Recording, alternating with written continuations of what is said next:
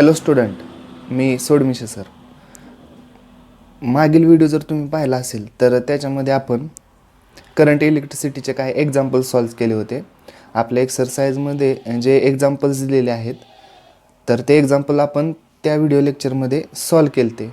कोणकोणते एक्झाम्पल त्या लेक्चरमध्ये आपण सॉल्व केले ते? एक्झाम्पल नंबर 12, 13, 14, 15 आणि 16. आणि त्याचबरोबर आजच्या या व्हिडिओ लेक्चरमध्ये आपण राहिलेले काही एक्झाम्पल्स सॉल्व करणार आहोत. ओके, तर याच्यामध्ये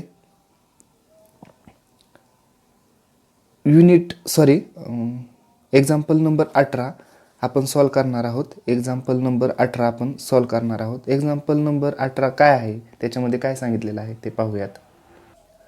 the resistance of a potentiometer wire is 8 ohm and its length 8 meter. A resistance box and a 2-volt battery are connected in series with it. What should be the resistance in the box if it is desired to have potential drop of 1 microvolt per millimeter? वरील एक्झाम्पलमध्ये given काय काय दिलेलं आहे पाहूयात. The resistance of potentiometer wire is 8 ohm. पोटॅन्शियोमीटरचा resistance दिलेला आहे 8 ohm. Capital R is equal to 8 ohm. Then length of potentiometer capital L is equal to 8 meter.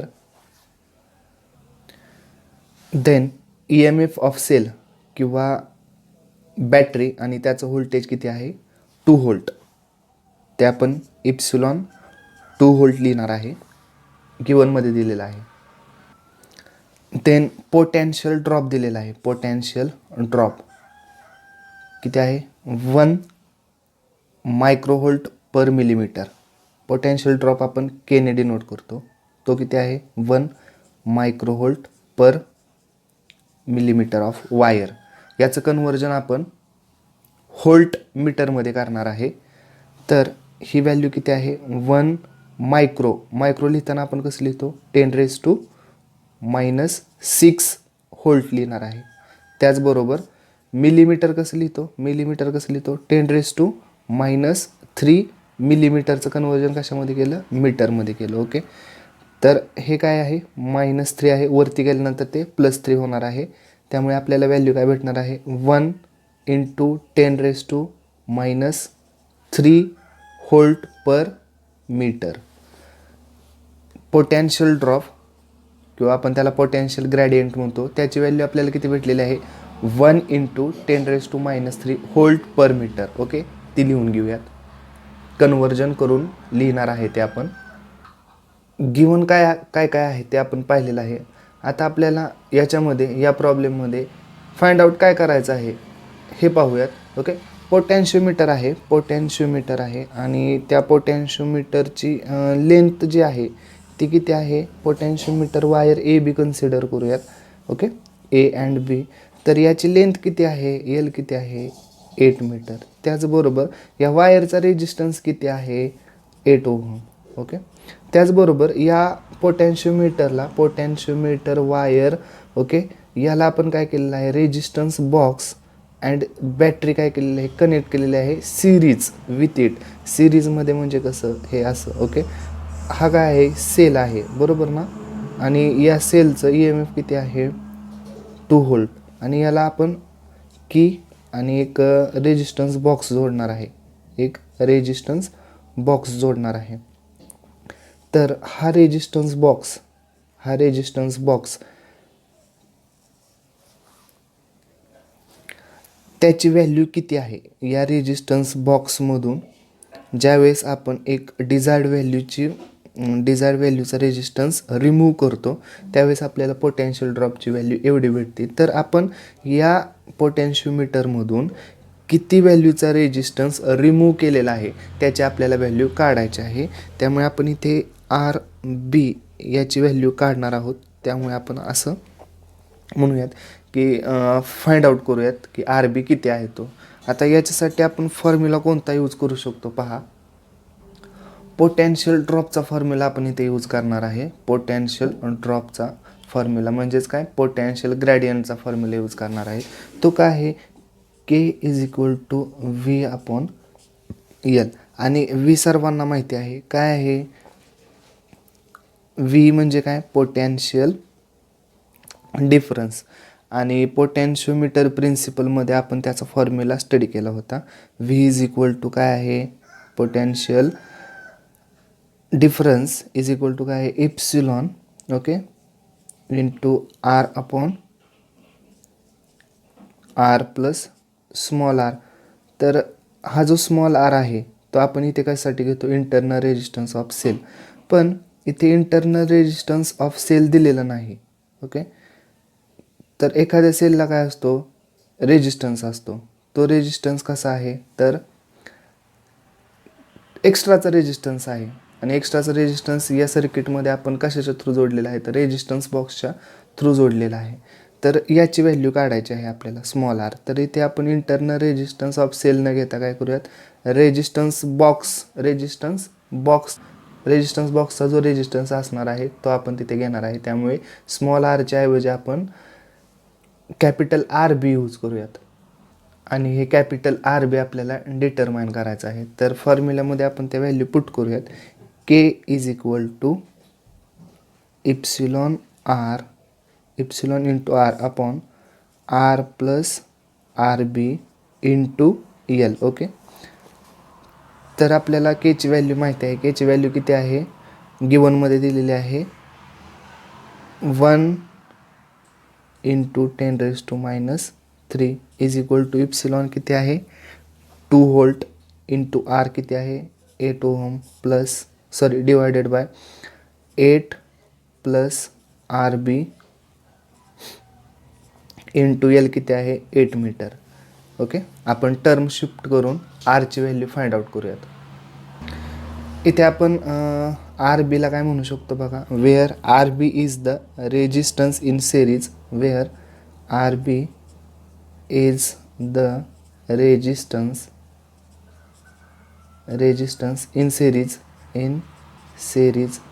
इथे आपण आर एस सुद्धा लिहू शकतो. आर एस म्हणजे काय, resistance in series. R B का घेतलं तर resistance remove in the resistance box. इथे म्हटलेलं आहे रेजिस्टन्स बॉक्समधला रेजिस्टन्स आपल्याला फाइंड आउट करायचा. व्हॉट शुड बी, काय असेल resistance in the resistance box, तो आपल्याला फाइंड आउट करायचा आहे. ओके, त्यासाठी आपण हा फॉर्म्युला घेतलेला आहे.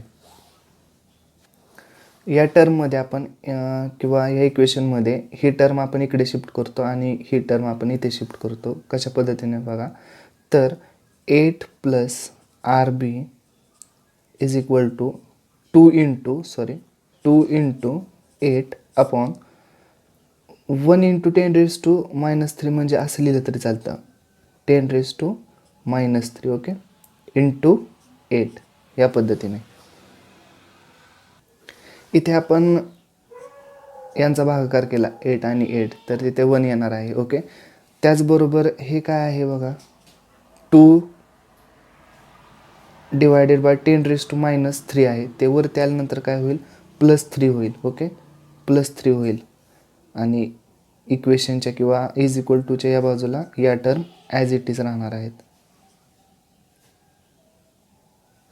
तर हे म्हणजे काय झालं, तर 2 इंटू 10⁻³ +3 म्हणजे काय झालं, 2000 झाले. ही व्हॅल्यू किती झाली, 2000. ओके, तर त्या फॉर्ममध्ये आपण लिहूयात 2000. 8 plus R B is equal to 2000. Okay, आता आपल्याला काय काढायचं आहे, आर बी एका बाजूला ठेवूयात. आणि हे काय आहे, आर बीला हे काय आहे, प्लस आहे. आणि इज इक्वल टूच्या इकडे आल्यानंतर ते काय होईल, मायनस होईल. म्हणजेच 2000 minus 8 R B is equal to किती होईल, 2000तून 8 वजा केल्यानंतर 1992 होईल. आणि आर बी म्हणजेच काय, resistance connected in the series with potentiometer wire. आणि त्याची व्हॅल्यू काढलेली आहे. रेजिस्टन्स बॉक्समधून जो रेजिस्टन्स रिमूव्ह केला होता त्याची व्हॅल्यू काढलेली आहे. R B is equal to 1992 ohm. Okay, हे आपलं ॲन्सर असणार आहे. तर आपण नेक्स्ट प्रॉब्लेम पाहूयात, तो काय आहे आणि त्याच्यामध्ये आपल्याला काय फाइंड आउट करायचं आहे. तर या युनिटचे सर्व एक्झाम्पल एका लेक्चरमध्ये बसले असते, पण तो व्हिडिओ खूप मोठा होईल या कारणाने आपण याचे 2 व्हिडिओ बनवलेले आहेत. तर दोन्ही व्हिडिओ तुम्ही पहा, त्याच्यामध्ये आपण एक्झाम्पल सॉल्व्ह केलेले आहेत. ओके, नेक्स्ट एक्झाम्पल पाहूयात आपण. Example number 20. 90 पाहत नाही, कारण ते आपण क्लासमध्ये सॉल्व्ह करून घेऊयात. एक्झाम्पल 20 काय आहे? A voltmeter has resistance of 100 ohm. What will be its reading when it is connected across a cell of EMF 2 volt and internal resistance 20 ohm? तर याच्यामध्ये गिवन काय दिलेलं आहे आणि आपल्याला फाइंड आउट काय करायचं आहे ते आपण पाहूयात. गिवनमध्ये आपल्याला दिलेलं आहे a voltmeter has resistance of 100 ohm. तर इथे कॅपिटल आरची व्हॅल्यू किती असणार आहे? 100 ohm. Capital R is 100 ohm. त्याचबरोबर internal resistance of cell small R किती आहे? 20 ओहम. आणि E M F of cell इथे पहा, E M F of cell किती आहे? Epsilon 2 volt. ओके, हे दिलेलं आहे आणि आपल्याला फाइंड आउट काय करायचं आहे तर पोटॅन्शियल डिफरन्स. इथे आपल्याला पोटॅन्शियल डिफरन्स फाइंड आउट करायचा आहे. पोटॅन्शियल डिफरन्ससाठी फॉर्म्युला काय आहे? V is equal to epsilon upon R plus R into R. Okay, किंवा हा फॉर्म्युला आपण असं सुद्धा लिहितो, R into epsilon upon R plus R. Okay, दोन्ही पद्धतीनं लिहिला तरी तो एकच मिनिंग दाखवतो. तर इथे आपण व्हॅल्यू पुट करूयात. Okay, V is equal to काय होईल? इप्सिलॉनची व्हॅल्यू किंवा आरची व्हॅल्यू काय आहे? कॅपिटल आरची व्हॅल्यू काय आहे? 100 इंटू इप्सिलॉन किती आहे? 2 ओहम. त्याचबरोबर आर किती आहे? कॅपिटल आर 100 आणि स्मॉल आर किती आहे? प्लस 20. ओके, हे कॅल्क्युलेशन केल्यानंतर बघा काय होईल? 100 गुणिले 2, 100 इंटू 2 काय होईल? 200. आणि हे 100 प्लस 20 किती होईल? 120. ओके, जर आपण व्ही इज इक्वल टू 20/12 केल्यानंतर आपल्याला ती व्हॅल्यू काय भेटणार आहे पहा. V is equal to 1.667 volt. Okay, तर हे आपलं ॲन्सर असणार आहे. पोटॅन्शियल डिफरन्सची व्हॅल्यू किती आलेली आहे? V is equal to 1.667 volt. Okay, तर इथे आपण युनिट नंबर 9चे एक्झाम्पल्स पाहिलेले आहेत. आता पुढील लेक्चरमध्ये आपण युनिट नंबर 3चे एक्झाम्पल्स पाहणार आहोत. तर व्हिडिओ पूर्ण पहा आणि स्टडी करत चला. All the best student. सुरक्षित राहा आणि ग्रोथ करत राहा. Thank you student.